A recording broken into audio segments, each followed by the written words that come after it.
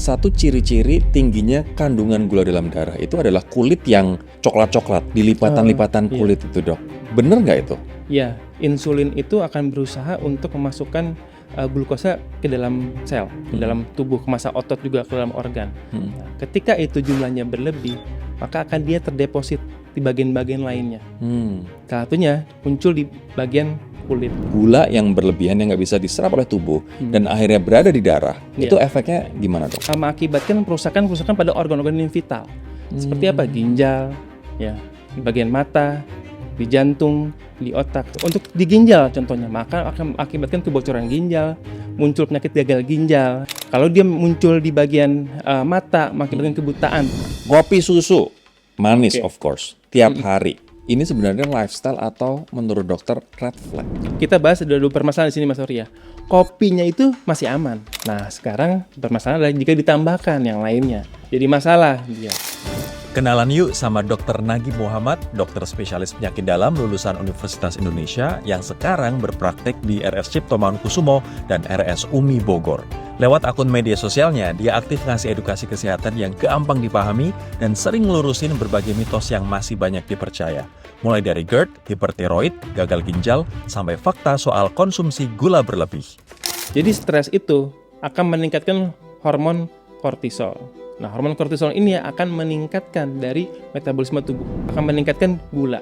Makanya stres yang berkepanjangan juga tidak bagus. Salah satu untuk menjaga gula darah adalah dengan mengontrol stres. Dari sekian banyak pasien gagal ginjal, paling tinggi nomor 2 disebabkan karena diabetes mellitus. Ketika kita konsumsi gula berlebih dan ini berpotensi untuk menyebabkan diabetes, itu nanti larinya kemana-mana, Dok. Betul. Ya ginjal, ya mata, hati. Dan itu yang terkadang membuat pasien datang untuk berobat. Sesudah muncul komplikasi-komplikasi yang ada dalam tubuhnya. Dan itu sudah terlambat.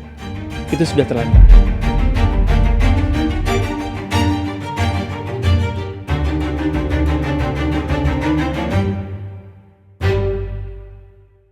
Video ini buat lo yang doyan banget makan dan minuman manis, teman-teman. Dikarenakan resiko kesehatannya luar biasa berbahaya. Dan ada data yang menarik bahwa konsumsi gula rata-rata orang Indonesia itu 6 kali lebih besar daripada rekomendasi dari WHO atau 3 kali lebih besar daripada rekomendasi dari Kemenkes.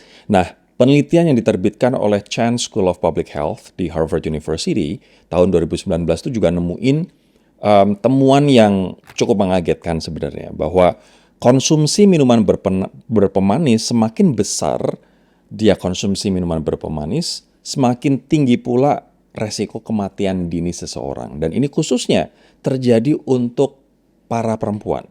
Dan pertanyaan gue juga, kenapa sih diabetes itu termasuk penyakit berbahaya dan katanya adalah ibu dari semua penyakit? Gimana cara mencegahnya? Gue pengen ngobrol biar kita semua paham soal bahaya konsumsi gula berlebih ini dengan Dr. Nagib Muhammad, spesialis penyakit dalam. Dr. Nagib, apa kabar, Dok? Apa kabar baik, Mas Sori? Apa kabar, Mas Sori? Baik, thank you for coming, Dok. Terima kasih sudah diundang, Mas Sori. Sebenarnya apa sih dampak dari kita konsumsi minuman bermanis atau makanan bermanis ke tubuh kita, Dok? Oke, baik. Makasih banyak, Mas Sori. Betul, saat ini Indonesia itu menempati urutan kelima untuk penyakit diabetes mellitus di seluruh dunia. Gitu. Wow. Dari sekitar 280 juta penduduk kita, itu sekitar 10 sampai dengan 11%-nya mengidap diabetes mellitus. Sekitar 20 juta. Oke, Gitu. itu karena lifestyle makan yang nggak terkontrol itu, makan minuman manis. Betul. Karena sekarang dilihat lebih karena pola hidup sedentary lifestyle. Seperti itu semakin meningkat. Itu baru yang terdiagnosis 20 juta. Kita masih ada sekitar hampir 14 juta lagi pasien yang belum terdiagnosis. Itu karena seperti gambaran fenomena gunung es gitu ya. Di mana terlihat bagian atasnya cukup banyak pasien dengan terdiagnosis, tapi di bawahnya juga yang belum terdiagnosis juga masih banyak. Itu karena mungkin karena kurangnya awareness ya dari individu tersebut terkait dengan penyakit diabetes mellitus, dan juga mungkin karena kurangnya fasilitas dalam mendiagnosis, dan yang ketiga mungkin karena SDM-nya belum ada mumpuni untuk mendiagnosis penyakit tersebut. Wow, gitu. Tapi sebenarnya buat kesehatan efek dari konsumsi gula berlebihan tuh kayak gimana sih, Dok? Oke, ya baik. Jadi ibaratnya sekarang kita makan suatu gula contohnya ya. Gula itu masuk ke dalam tubuh kita. Secara normal pankreas akan menghasilkan suatu hormon. Nah, hormonnya namanya insulin. Ya. Insulin akan menangkap glukosa tersebut dalam tubuh kita, akan dimasukkan ke dalam massa otot, ke dalam organ. Nah, jadi permasalahan sekarang jumlahnya terlalu banyak.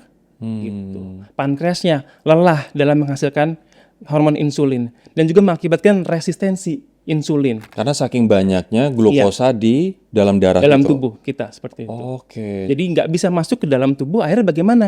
Dia ditaruh di luar di dalam tubuh sehingga mengakibatkan ketika dilakukan pengecekan gulanya akan tinggi hasilnya. Oke. Oh, berarti gula berlebih yang nggak bisa diserap oleh tubuh, nggak bisa digunakan oleh sel, akan disimpan di luar tubuh. Iya, Which is betul. itu di darah. Di darah dan juga beberapa muncul juga di kulit. Oh, Gitu. nah efeknya apa kalau misalnya gula yang berlebihan yang nggak bisa diserap oleh tubuh dan akhirnya berada di darah, itu efeknya gimana, Dok? Oke, baik. Akibatnya maka dia akan mengakibatkan kerusakan pada organ-organ, terutama organ-organ yang vital. Seperti apa? Ginjal, ya, di bagian mata, di jantung, di otak, sehingga akan mengakibatkan kerusakan organ. Seperti itu. Untuk di ginjal contohnya, maka akan mengakibatkan kebocoran ginjal, muncul penyakit gagal ginjal, seperti itu. Kalau dia muncul di bagian mata, mengakibatkan kebutaan, retinopati diabetikum namanya. Wow. Jadi bahaya sekali. Oleh karena itu kita harus menjaga tubuh kita agar tidak muncul resistensi insulin dalam tubuh. Oke, ini mengerikan sih karena sekarang juga untuk anak muda di Indonesia banyak yang sudah cuci darah, Ya, banyak yang sudah ginjalnya rusak itu karena konsumsi gula yang berlebihan. Iya. Dokter nemuin juga nggak dalam praktek sehari-hari? Iya, karena saat ini penyakit metabolik memang semakin banyak dan juga semakin meningkat. Gitu. Salah satunya gagal ginjal. Dari sekian banyak pasien gagal ginjal, paling tinggi nomor 2 disebabkan karena diabetes mellitus. Oh ya? Seperti itu. Ya, apalagi saat ini kalau dari data Pernefri ataupun Perhimpunan Nefrologi Indonesia itu mengatakan sekitar 700.000 pasien mengalami gagal ginjal. Namun sayangnya karena kurangnya fasilitas, hanya sekitar 130.000 pasien yang mampu untuk menjalani cuci darah ataupun hemodialisis secara rutin. Wow, jadi ketika kita konsumsi gula berlebih Iya. dan ini berpotensi untuk menyebabkan diabetes, itu nanti larinya kemana-mana, Dok? Betul. Ya ginjal, ya mata, Iya. hati. Dan itu yang terkadang membuat pasien datang untuk berobat. Sudah muncul komplikasi-komplikasi yang ada dalam tubuhnya. Dan itu udah terlambat. Itu sudah terlambat. Gitu. Dan kita menangani jadi kompleks. Kita bukan menangani gulanya aja, tapi menangani segala komplikasi yang ada. Wow, wow. Udah kemana-mana ternyata ya. Tapi dari tadi pernyataan yang aku bilang, Dok, di awal bahwa Indonesia, orang-orang Indonesia 6 kali lebih tinggi daripada anjuran WHO. Iya. WHO menganjurkan kita tuh konsumsi gula tuh 36 gram per hari untuk pria Iya. dan 25 gram per hari untuk wanita. Tapi Kemenkes menemukan bahwa konsumsi rata-rata kita untuk gula tambahan ya, ini di luar makanan Betul. yang kita konsumsi adalah 160 gram sehari. Oh my God. Iya. Menurut dokter, yang realistis, batas aman maksimal konsumsi gula tambahan, entah itu gula pasir, gula jawa, gula coklat, apapun itu berapa? Iya, jadi kalau dari Kemenkes itu mengeluarkan kalau batas maksimal ya untuk dewasa mengkonsumsi gula tambahan itu sekitar 40 sampai dengan 50 gram per hari. Seperti itu. Nah, Itu kayak berapa sendok? kalau dikonversikan ke sendok sekitar 4 sampai dengan 5 sampai sendok teh. Oke. Itu untuk konversikan. Itu sudah dalam bentuk minuman cair contohnya gitu. Nah, sekarang yang jadi perubahan adalah kita mengkonsumsi kopi contohnya gitu ya, kopi susu dengan beraneka ragam rasa yang manis yang terkadang konsumsinya nggak cuma sekali per harinya, itu bisa sampai 2 dengan 3 gitu dengan kondisi gelas yang cukup penuh gitu ya. Itu mengakibatkan seperti itu berkepanjangan, maka akan mengakibatkan resistensi insulin, akhirnya jadi jatuh ke dalam diabetes mellitus. Padahal dalam makanan kita sendiri pun juga mengandung gula kan, Dok? Betul Kayak sekali. nasi, kemudian bahkan gorengan, tepung-tepungan itu kan juga sudah gula. Iya, betul. Nah, kalau tadi misalnya yang dimaksud adalah gula tambahan, artinya gula pasir atau misalnya kental manis dalam minuman kita gitu. Iya. Caranya untuk tahu bahwa oke, gue udah makan nasi, gue udah makan lauk-lauk ini, berarti gue masih punya jatah gula tambahan untuk minuman ini berapa ya? Itu gimana cara ngitungnya? Iya, memang agak sulit untuk menghitung secara detail pastinya gitu. Yang terus kita pahami adalah tubuh kita itu butuh namanya glukosa, ya, butuh namanya kalori. Kita mesti dihitung. Untuk lebih simpelnya mungkin dihitung dengan sesuai dengan berat badannya berapa, gitu. Kalau untuk laki-laki sampai 25 sampai 30 kilokalori per hari. gitu. Kalau perempuan tergantung juga aktivitasnya berapa, apakah banyak di luar atau banyak yang duduk gitu. Tergantung berat badannya berapa. Sama juga tergantung bagaimana kehidupan kesehariannya gitu ya.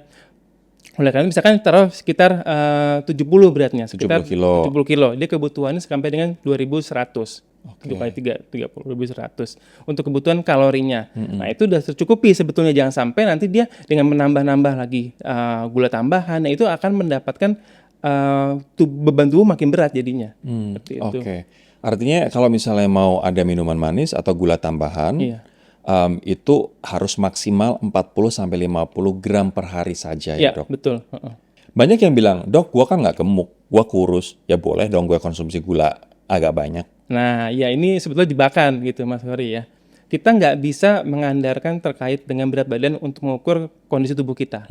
Kita butuh parameter yang lainnya yang juga objektif gitu. Contohnya kita ambil terkait dengan lingkar perut. Nah, itu lingkar perut juga sangat penting untuk mengetahui apakah adanya lemak visceral dalam tubuh gitu. Untuk laki-laki di bawah 90 Senti. sentimeter. Nah, betul. Kalau untuk perempuan di bawahnya lagi 80 cm gitu. Kita butuh data lagi yang lainnya. Oke, kita ambil contoh pengecekan kolesterol. Berapa nilai kolesterolnya dan juga berapa kita ngecek tensi, tekanan darah. Jadi tidak hanya berdasarkan soal berat badan menjadi patokan untuk mengetahui bagaimana kondisi tubuh kita. Seperti itu. Kalau Dokter Nagib gimana? Pola konsumsi makanan sama minuman manis dalam satu hari kira-kira gimana, Dokter? Nah, kalau saya pribadi ya, sebetulnya untuk konsumsi gula masih bisa gitu. Ya sekitar kalau kita pesan, kalau bisa sih misalnya pesan kopi. Kalau bisa pesannya yang americano gitu. Tanpa gula. Tanpa gula, no sugar error gitu. Kalaupun memang untuk terkadang sesekali masih bisa gitu. Tapi yang berbahaya adalah jika jadi rutinitas. Terus menerus dan jumlahnya nggak cuma sekali. Yang habit tadi berbulan-bulan, bertahun-tahun maka akan mengakibatkan resistensi insulin dalam tubuh kita. Oke. Itu. Aku kalau pola makanku gini, Dok. Iya. Aku minta sekalian dievaluasi. Boleh. Jadi Iya, kalau sarapan tuh aku sekarang hanya telur. Telur, oke. Telur dadar. Iya. That's it, mini minyak. Itu sarapan. Oke. Banyak orang sekarang sarapan kalau nggak bubur, nasi uduk, lontong, sayur dan lain sebagainya itu karbo-karbo. Aku hanya telur. Telur, iya. Siang aku akan makan nasi. Tadi aku makan nasi Padang, tapi yang aku Oke. pilih adalah Iya. ayam bakar sama dendeng. Dendeng Oke, batoko sama dan dendeng. sayurnya banyak. Nasinya aku paling cuman 3 sampai 4 sendok, Dok. Oke, iya. Malam Iya. aku hanya makan lauknya. Oke aja. Mungkin. Pun kalau misalnya nasi hanya mungkin 1 sampai 2 sendok. Iya. Dan minum, aku nggak pernah minum lain selain hot latte tanpa Oke, gula. Tanpa gitu. gula. Oke. Itu aman kan, Dok? Kalau dilihat ya porsinya kita lihat Mas Hori lebih banyak dominan ke arah protein sepertinya gitu. Karena kan buat sebagai untuk weightlifting juga, angkat beban gitu. Which is itu bagus untuk tubuh kita gitu. Jadi dan juga Kemenkes sudah mengeluarkan juga kan soal piring. Isi piringku itu Isi ya. piringku itu sebenarnya sudah cukup. Gimana sepertiganya adanya karbohidrat, adanya lauk pauk juga dan protein ini sebenarnya sudah cukup sebetulnya.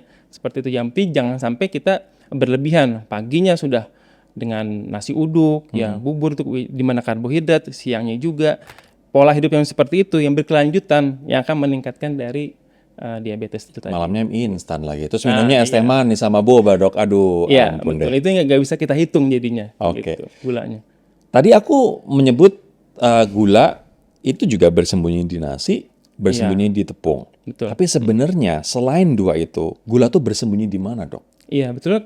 Ada yang dinamakan gula itu karbohidrat kompleks gitu sebetulnya ya. Ya. Yang kita butuhkan itu yang bagaimana kondisi tubuh itu tidak yang karbohidrat simpleks seperti nasi putih terutama. Nah, kalau yang nasi merah ya, kacang-kacangan, roti gandum dan lain-lain itu bagus untuk tubuh kita. Jadi kalau bisa mengkonsumsi dengan karbohidrat yang kompleks gitu.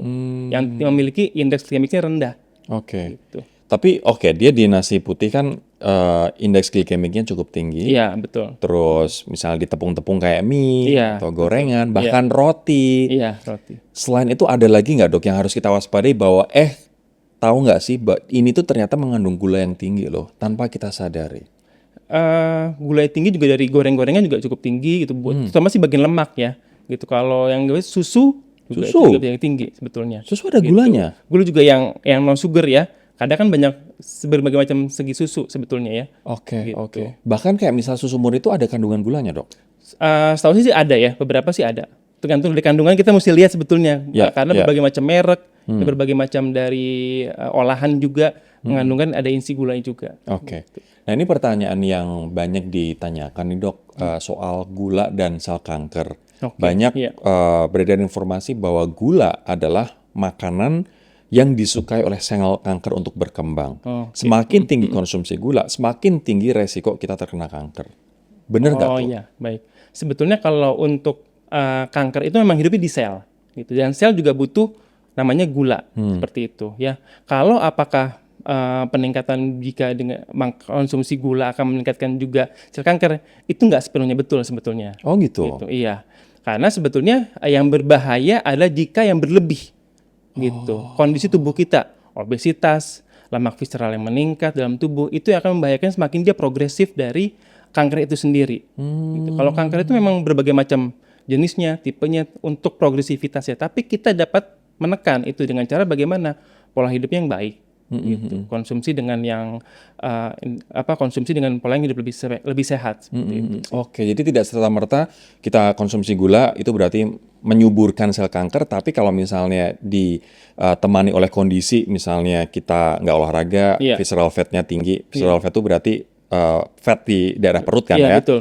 Kemudian kita juga masih doyan makan dan minuman manis secara berlebihan lebih dari 50 gram per hari, Iya. itu artinya risiko kanker tetap ada ya? Iya, betul.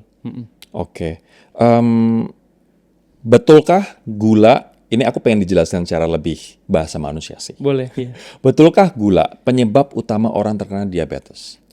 Oke, untuk penyebab utama sebetulnya tidak sepenuhnya betul. Karena banyak faktor yang lainnya. Gitu. Untuk multifaktorial untuk seseorang dapat terkena diabetes. Pertama itu terkait dengan genetik. Gitu. Yang kedua juga terkait dengan bagaimana pola hidupnya, kesehariannya. Gitu.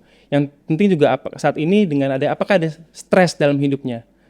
Gitu. Jadi konsumsi gula itu sebagai efek yang lainnya. Jika memang ada dia kurang konsumsi, dia jarang berolahraga, ya istirahatnya kurang, tidurnya nggak cukup, stresnya tinggi, yang lambat kelaun semakin berkembang untuk resistensi insulin. Seperti itu.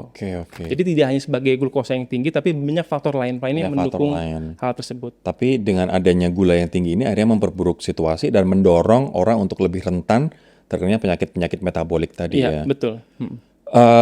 Oke, ini yang kemudian banyak orang tanya, Dok. Tadi dokter bilang bahwa even kayak gula Jawa, gula brown sugar, gula Iya, coklat, betul. madu, itu apakah lebih aman daripada gula putih? Nah, iya sekarang begitu banyak varian ya Mas Hori ya untuk gula itu, gula aren ya, gula cair, creamer. Itu seperti branding aja sih Mas Hori sebetulnya gitu. Tidak ada signifikan perbedaan. Tidak ada perbedaan signifikan satu sama lain gitu. Jadi semuanya harus kita hindari, kita batasi jumlahnya. Oke, termasuk madu. Kalau madu dia sebetulnya banyak olahan juga. Kalau madu asli masih bisa konsumsi, tapi tidak untuk dalam jangka panjang yang jumlahnya berlebih. Seperti itu. Mungkin 1 sendok teh per hari masih cukup. Oh gitu. Iya. Wow, aku dulu sebelum tahu, Dok, madu itu aku gelonggong, Dok. Itu artinya nggak boleh ya? Iya, betul. Oke. Artinya madu pun juga gula, Iya. konsumsinya juga harus dibatasi. dibatasi. Betul. Oke. Dok, ini ada data dari Yankes Kemenkes Iya. bahwa 1-2 gelas minuman manis per hari ini dapat ningkatin resiko kematian sebesar 14%. Iya. Dan sebuah penelitian juga nemuin konsumsi 1-2 gelas minuman manis setiap hari dapat ningkatin resiko terjadinya diabetes tipe 2 atau diabetes mellitus sebanyak 26%.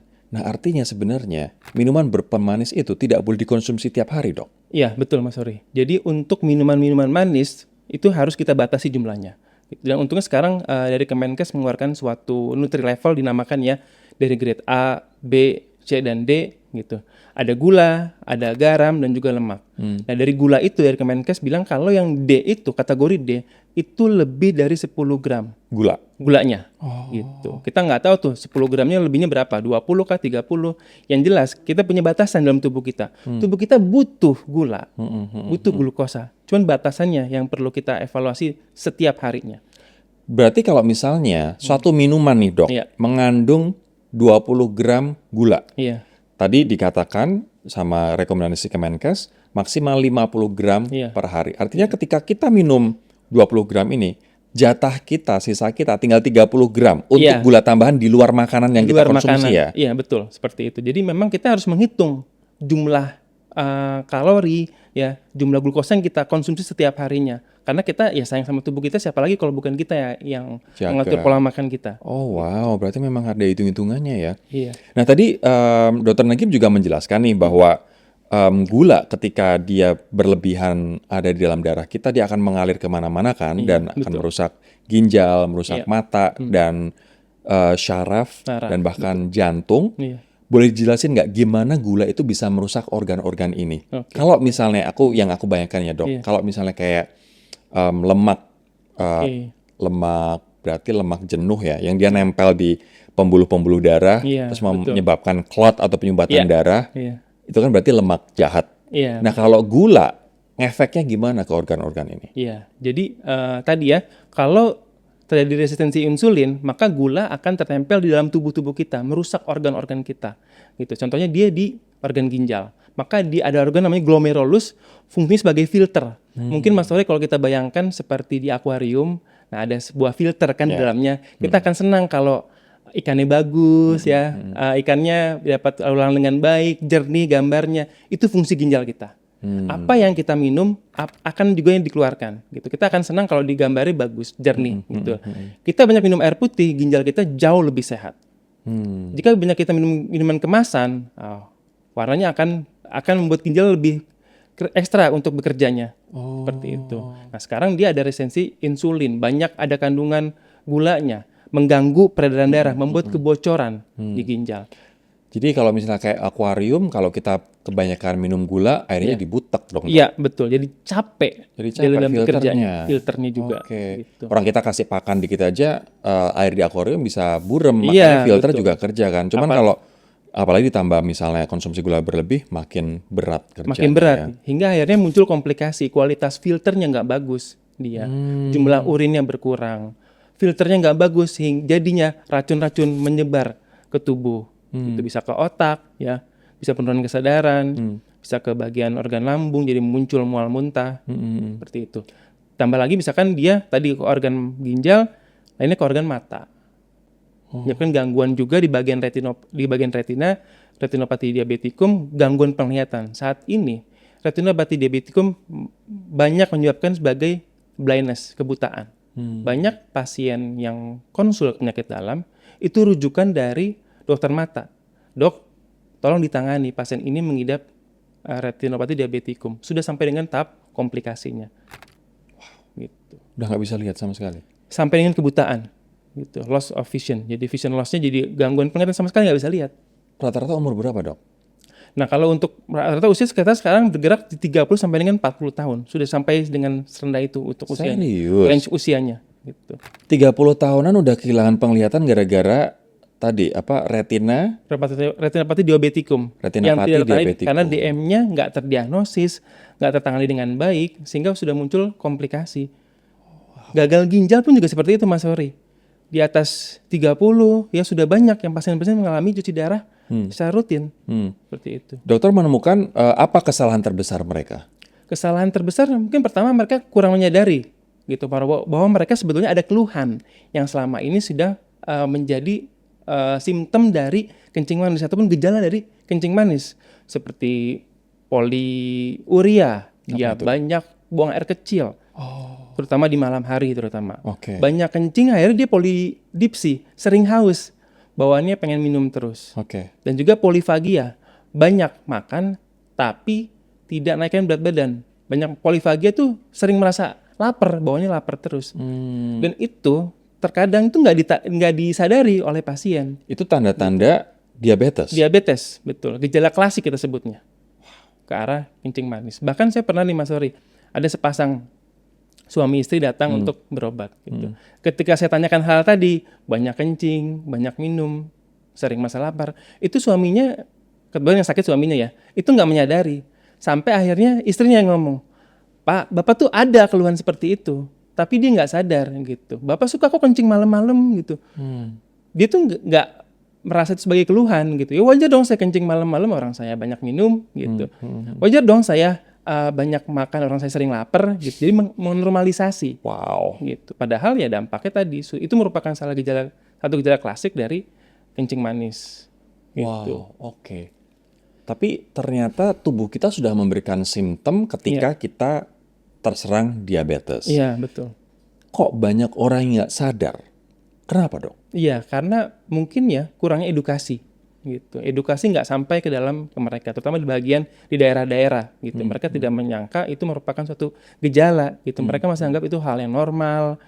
Buang air kecil banyak karena saya banyak minum air putih gitu. Ya, banyak makan ya karena lapar, nggak naik berat badan ya mungkin karena saya banyak aktivitas. Padahal itu merupakan suatu gejala klasik yang perlu kita diagnosis lebih lanjut seperti itu. Oke. Dok, kenapa diabetes disebut silent killer? Tadi salah satu penyebab orang nggak sadar diabetes adalah edukasi.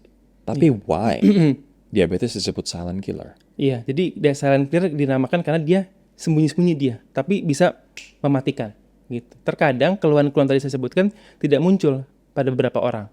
Walaupun itu gejala klasik pada kencing manis ya. Hingga dia tetap ada gejala keluhan tersebut ya dalam tubuhnya. Lambat laun berbulan-bulan ya, bertahun-tahun, sehingga mengakibatkan malah muncul komplikasinya untuk pasien berobat gitu. Jadi dia tidak ada keluhan yang signifikan sebetulnya gitu. Oke, jadi peringatan buat diri kita, simptom seperti apa yang memberikan kita petunjuk bahwa wow, jangan-jangan gue diabetes nih. Simptom-simptom apa aja, Dok? Oke, tadi yang gejala klasik itu mesti dipahami oleh seluruh elemen masyarakat. Tadi yang sering kencing, sering lapar, sering haus. Iya, sering makan ditambah tapi tidak ada kenaikan berat badan, itu merupakan gejala klasik. Dan juga sebetulnya pentingnya untuk melakukan pemeriksaan medical check up sebetulnya juga perlu gitu. Oke. Minimal pemeriksaan untuk gula darah puasa, pemeriksaan untuk HbA1c untuk mengetahui bagaimana kondisi dalam 3 bulan terakhir gula dalam tubuh kita. Gitu. Artinya ya memang harus general check up ya. Ya, betul. Oke. Karena gejala-gejala tadi harus disertai dengan pemeriksaan lanjutan, yaitu pemeriksaan dari gula darah. Kemarin aku juga baca bahwa salah satu ciri-ciri tingginya kandungan gula dalam darah itu adalah kulit yang coklat-coklat, di lipatan-lipatan kulit itu, Dok. Bener nggak itu? Ya, jadi gini Mas Wari, tadi seperti saya sampaikan ya, insulin itu akan berusaha untuk memasukkan glukosa ke dalam sel, ke dalam tubuh, ke massa otot juga ke dalam organ. Nah, ketika itu jumlahnya berlebih, maka akan dia terdeposit di bagian-bagian lainnya. Salah satunya muncul di bagian kulit, dinamakan akantosis nigricans. Gitu. Itu merupakan hasil dari resistensi insulin. Itu belum tentu diabetes, belum tentu. Butuh pemeriksaan lebih lanjut, tapi itu merupakan salah satu gejala dari resistensi insulin. Oke. Makanya sebenarnya lipatan-lipatan kulit itu muncul ke mereka yang obesitas, mereka yang kurang gerak dan makan sembarangan, dan otomatis berarti konsumsi gulanya tinggi ya, Dok? Iya, biasanya seperti itu gambarannya. Dan kita itu kalau digerok itu nggak bisa luntur, nggak bisa keluar gitu. Karena itu di dalam ya? Di dalam gitu, dia muncul dari darah, dari bagian kulit bagian dalam, subkutan, dia muncul ke permukaan. Oke. Terus konsumsi gula berlebih juga menyebabkan kita terlihat lebih tua, sama gampang jerawat, muka lebih minyakan, itu betul? Nah iya, kalau untuk soal jerawat banyak faktornya Mas Wari ya. Memang untuk mengetahui bagaimana kondisi kulit seseorang gitu. Yang jelas untuk resistensi insulin ini akan meningkatkan inflamasi, terutama di kulit. Dan juga menyebabkan peningkatan dari sebum. Nah kondisi yang tadi bahkan bisa memudahkan untuk jerawat. Nah kalau untuk yang penuaan, memang kita mesti dikarenakan karena adanya mediator inflamasi tadi, resistensi insulin, sehingga mengganggu kestabilan dari kulit. Contohnya untuk elastin dan juga kolagen. Itu merupakan 2 hal penting dalam penyokong struktur bagian kulit. Gitu. Keduanya ini, maka jika ada gangguan pada resistensi insulin akan menyebabkan kaku, ya, keriput, dan juga kusam. Dan juga mengganggu elastisitas dari kulit. Oh, berarti dia ganggu elastin namanya sama kolagen. Iya, betul. Ini pantesan orang yang puasa gula, tidak konsumsi gula dalam jangka waktu tertentu, dia ketika tampil atau ketika bikin konten jadi lebih glowing, jadi lebih muda, Dok. Iya, betul. Oke. Jadi kalau kamu nggak pengen cepat tua, kurang-kurangin konsumsi gula ya. Nah, sebenarnya diabetes itu bisa sembuh nggak, Dok? Oke. Untuk diabetes mellitus itu sebetulnya kita nggak bisa katakan sembuh sih Mas Sori. Kita katakan dia remisi. Nah, remisi Kayak itu penjara bagaimana? aja dok, remisi. Iya. Gimana tuh maksudnya? Nah, untuk remisi ini dalam artian dia ini dalam kondisi gulanya terkontrol dalam 3 bulan terakhir dengan pengecekan HbA1c di bawah 6,5 tanpa obatan apapun. Jadi menjaga dengan pola makan, aktivitas hariannya, stresnya dikontrol, tidurnya cukup, berat badannya dijaga. Itu mampu untuk membuat kondisi dia HbA1c-nya kurang di 6,5 dalam 3 bulan. Gitu. Tapi itu mesti dipantau lagi, dievaluasi lagi kondisinya seperti itu. Oke. Artinya nggak bisa disembuhkan tapi bisa dikontrol ya. Iya, betul. Nah, ini juga ada data menarik banget nih. Menurut Ikatan Dokter Anak Indonesia, kenaikan diabetes tipe 1, ini artinya keturunan ya, diabetes karena keturunan. Untuk anak usia 12-18 tahun, ini mengalami kenaikan 70% dari tahun 2010 sampai tahun 2023. Oke, iya. Maksudnya atau artinya apa dok? Kok bisa diabetes tipe 1 di anak usia 12-18 tahun naik sampai dengan 70% dalam jangka waktu 13 tahun? Iya, memang untuk DM tipe 1 ini lebih ke genetik sebetulnya. Oleh karena itu pada orang tua, ya, terutama misalkan kedua orang tua yang ayah ibunya memiliki riwayat kencing manis, mereka jika memiliki anak harus melakukan pengecekan secara berkala. Khawatirnya anak tersebut mengidap dari kencing manis yang nggak terdiagnosis. Oleh karena itu faktor genetik sangat berperan sekali, terutama pada IDAI bagian anak itu sangat concern soal adanya DM tipe 1 ini. Nah, lanjut dewasa lagi, pengaruhnya terkait dengan pola hidup, lifestyle. Itu akan pengaruh juga untuk DM tipe 2. Oke, artinya kalau diabetes tipe 1 itu karena keturunan, diabetes tipe 2 karena lifestyle. Karena lifestyle-nya. Nah, kalau untuk anak-anak, jatah gulanya gimana ngitungnya dok? Nah, itu lebih ke IDAI aja sih Mas. IDAI aja ya. Gitu, soal anak itu. Apakah artinya memang anak-anak harus dibatasi konsumsi gulanya? Iya betul. Secara in general jumlah glukosa juga mesti dibatasi sebetulnya. Gitu. Oke. Ini mesti dipahami juga sama teman-teman. Berapa sih sebenarnya batas gula dalam darah yang bisa ditoleransi atau bisa diterima oleh tubuh? Iya. Jadi untuk pengecekan gula darah sewaktu normalnya di bawah 200. Gula darah sewaktu itu gimana maksudnya? Kapanpun kita melakukan pengecekan, misalkan habis makan, itu 2 jam habis makan, 4 jam habis makan, itu sewaktu di bawah 200. Gitu. Tapi ada beberapa yang khusus, misalkan seperti gula darah puasa, ya, ada HbA1c, itu memiliki range yang tersendiri. Gitu. Kalau puasa, minimal 8-10 jam, itu di bawah 99. Oke. Gitu. Kalau HbA1c untuk yang non-DM itu di bawah 5,6. Artinya kalau misalnya sewaktu-waktu kita ngecek general check up itu harus di bawah 200. Satuannya apa? Iya, mg per Desi per liter ya, oke. Jadi harus di bawah 200 mg per desiliter darah. Nah, sebelum kita mencapai diabetes, adakah masa-masa misalnya transisinya dok? Oh iya. Jadi gini, ada Mas Rudi, ada dikatakan namanya prediabetes. Jadi lebih ke analogikan seperti lampu merah, kuning dan hijau. Gitu. Kalau lampu hijau itu bagus, kondisinya normal. Merah itu diabetes. Nah kuning ini prediabetes. Gitu. Dia bisa jatuh ke dalam diabetes. Tapi sebelum dia jatuh, kalau dia merubah pola hidupnya, pola makannya, bisa kembali normal. Bagaimana untuk prediabetes itu? Untuk pemeriksaan dari tadi gula puasa, dia range-nya 100 sampai dengan 125. Sudah mulai gangguan tuh. Untuk pemeriksaan HbA1c, yaitu untuk mengecek gula darah dalam tubuh dalam 3 bulan terakhir, dia di angkanya 5,7 sampai dengan 6,4. Gitu. Gula darah puasa tuh maksudnya gimana sih? Gula darah dalam tubuh saat tubuh berpuasa 8 dengan 10 jam. Gitu. Karena kita nggak ada konsumsi apapun, pasti dia turun. Betul. Pada pasien DM, dia nggak turun. Pasien DM itu nggak turun? Tidak turun dia, cenderung meningkat. Berarti kalau misalnya, sekali lagi, kalau misalnya pas kita puasa 8 sampai 10 jam, gula darahnya harus berapa? Di bawah 99. Di bawah 99. Betul. I see. Cuman kalau sewaktu-waktu ya berarti di bawah 200. Di bawah 200, betul. Kalau prediabetes, ya. di atas itu? Kalau prediabetes di range itu dia tidak sampai dengan diabetes, tapi di atas normal. Di atas normal. Iya, sudah lampu kuning dia. 5-10% seseorang dengan prediabetes tapi tidak ditangani dengan baik itu akan meningkat.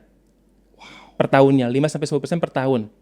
Dari Kalau dia batas normal itu. batas normal tadi kalau ditangani dengan baik dapat mengakibatkan prediabetes. Artinya general check up itu wajib Iya, setahun betul. sekali.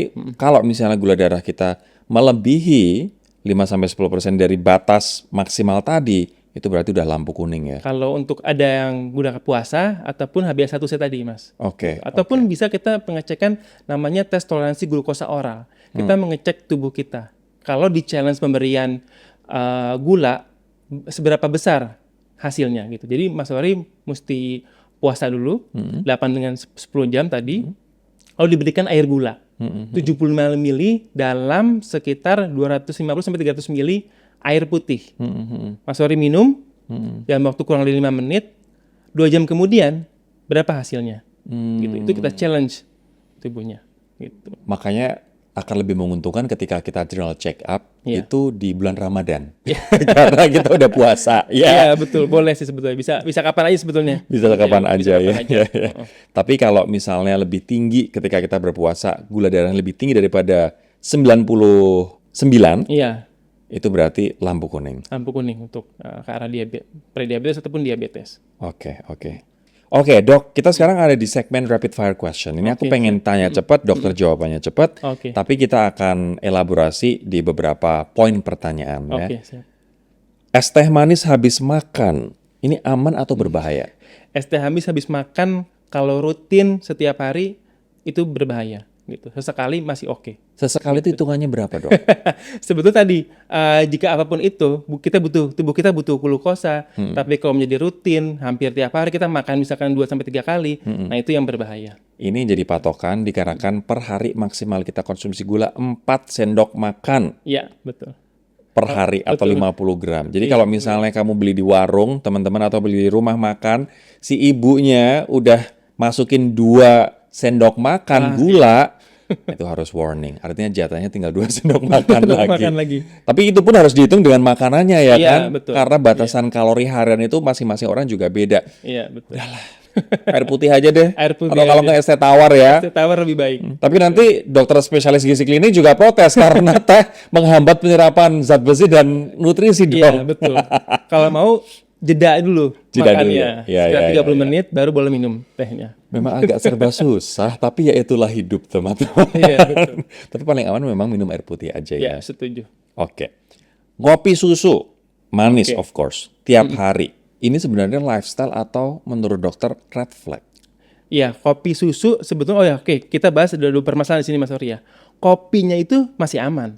Kopi batas maksimalnya itu sekitar 200 sampai dengan 400 mg per hari.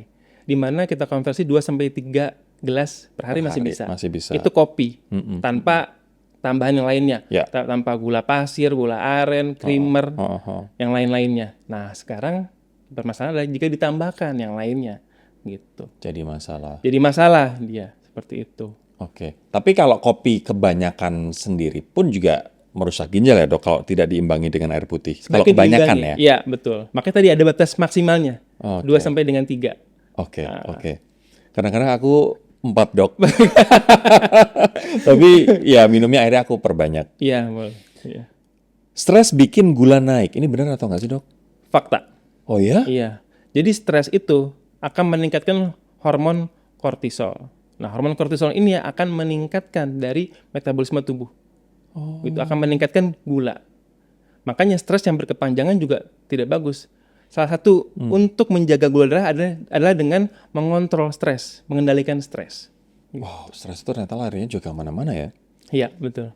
Dok, perlu nggak sih diet tanpa gula? Diet tanpa gula sepertinya lebih ke berlebihan sih mas sebetulnya. Gitu. Kita butuh gula, tubuh kita butuh sekali lagi. Saya tidak menganjurkan pasien ataupun orang-orang lain tidak mengkonsumsi gula, tapi ada batasannya. Oke, Jadi oke. seperti itu.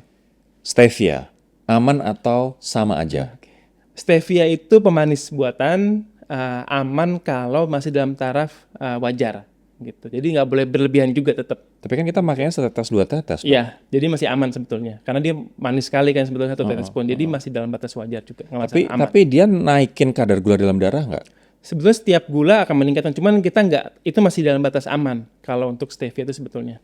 Oh, oke.